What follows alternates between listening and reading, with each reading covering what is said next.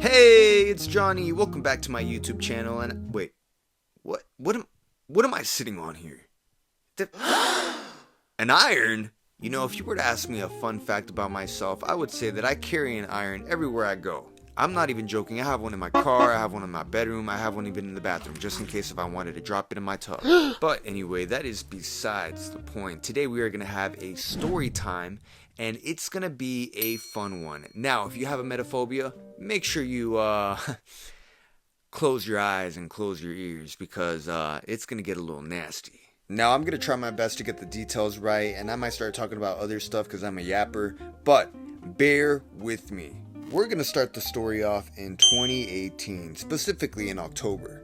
I was part of the youth group worship team, and I was really feeling hungry after a very spiritually driven service. And I would like to remind everybody that in that same church building, as I was worshiping and, singing the songs and playing the drums and whatnot, I was also watching Two Girls, One Cup, so there's that. But anyway, because I am a Mexican, as you can tell, well, I don't know if you can tell because, people say that I'm pretty white passing, but hey, I'm kind of hairy. Does that count for something? I don't want to go with stereotypes, but anyway, I went to Del Taco, okay? I had some hard shell tacos, the 69-cent ones at that time. And I also got myself some of those chili cheese fries that I freaking love. Or loved, I should say, because that's actually the culprit of this story. Anyways, I got my food and then I drove back home. And I was watching this TV show with my mom. I forgot what it was called. If I am not wrong, I think it might have been Parks and Rec. But I was munching on those chili cheese fries. I think I finished the whole thing in 8 minutes. I was really, really hungry. That was a very long night. I used to play in the worship team every single Wednesday night. So I was really feeling fulfilled by that food. So then after I finished eating, I was telling my mom that, hey, listen, I think that it's time for me to go back to bed. I'm feeling really tired. I'm feeling full. I don't know if I can be here any longer. And it was already 10 p.m. So I know that everybody was kind of out of it. I brought my ass back to my comfy, scrumptious, delicious bed.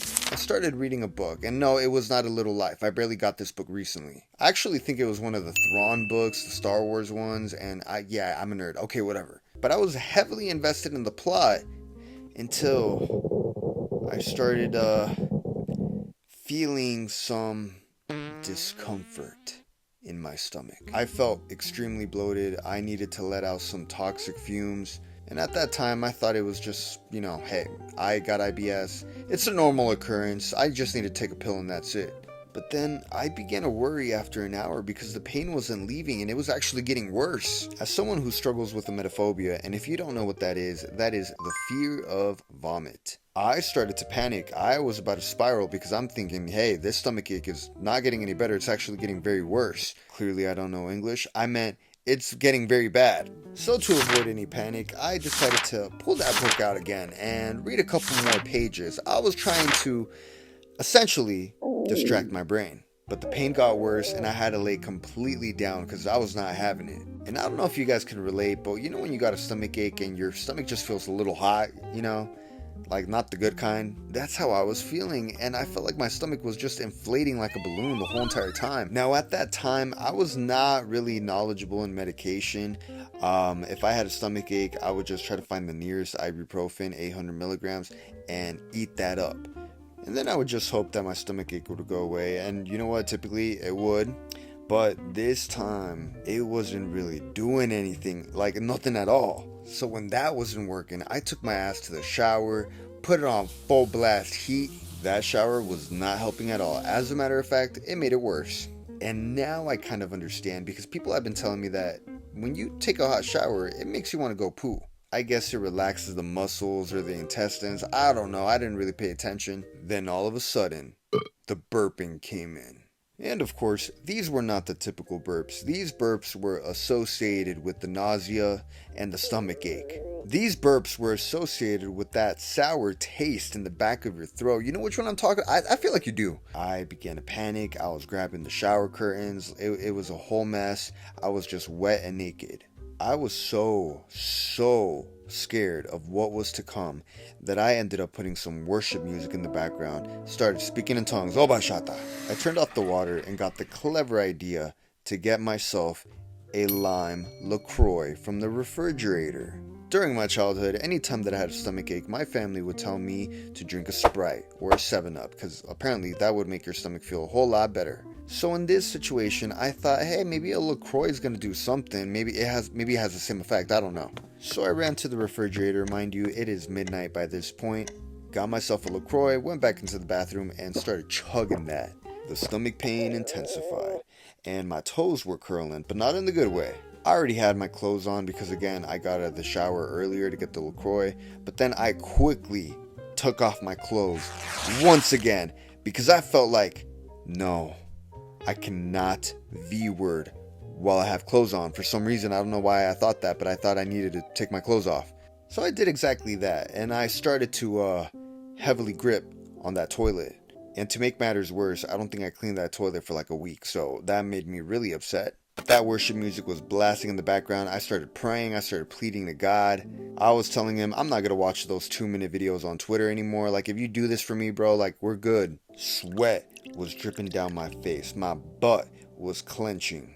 I let out one burp, and I knew it was coming up. And it did. It went inside of the toilet. Unfortunately, it was not the best experience. I started bawling my eyes out. I started to hyperventilate. And after doing that 3 times in a row, I was like, you know what? I think I'm like done. I think I feel better. No, I stood up. I started to panic again, but I felt like I couldn't make it back to the toilet. So then I ran down the hallway, and then boom, did it in the hallway. Took another couple of steps, boom, did it in the kitchen.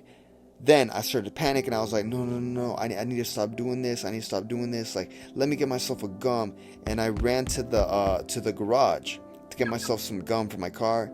Did it out there in the garage too. I was doing all this naked, by the way. I did not have any clothes on because I took them off when I was getting ready to V-word, and then I just ran out of the house naked. I was really ashamed of myself, actually. And then my parents walked out into the garage and saw me wet outside by my car, and it was just so embarrassing. I did not know how to feel. I was still panicking, though. I didn't really care that they saw me, out and about without clothes on, because I was thinking, like, man, I can't V-word again. Like, this was so traumatic. I can't do this. But to make myself feel better, I started watching some paranormal activity videos. I don't know. I prefer to be scared of ghosts than to be scared of the vomit, if I'm being honest with you. Now, that entire night, I did not sleep. I was awake until like 9 a.m. It was not fun. Hell, I think I stayed in that garage the whole entire night. Like, I didn't even step foot back inside of the house. I was thinking, man, I don't want to see that vomit that's on the floor, even though my parents had to clean it up. Oh my God, so embarrassing. But yeah, that was a very traumatic event. Actually, I think about that moment all the time. So let me know if you guys want another story time. I know this one was kind of a short video, but I wanted to post something for you guys since it's the new year, But thank you guys for watching. Make sure to like, comment, and subscribe, and stay tuned for more videos in the future. Alrighty.